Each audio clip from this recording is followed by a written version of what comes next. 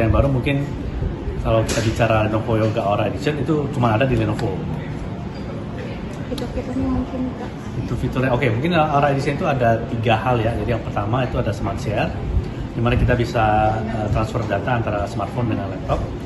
Ada Smart Mode. Smart Mode itu fungsinya itu untuk membantu kita dalam pekerjaan kita sehari-hari supaya lebih produktif. Ketiga ada Smart Care, di mana kalau kita punya masalah ya atau kendala dengan laptop, kita bisa langsung hubungi Smart Care untuk bantuan. Nah, Mas, ini kan kota yang ke-6 ya kalau nggak salah. Terus kenapa sih Makassar salah satu targetnya juga? Apakah secara penjualan Makassar memang betul-betul ini? Itu seperti mana? Jadi memang kita roadshow daripada kita hanya di satu kota besar, mungkin kita keliling ke beberapa kota besar ya, terutama untuk langsung supaya rekan-rekan bisa langsung coba dan merasakan sendiri produknya seperti apa.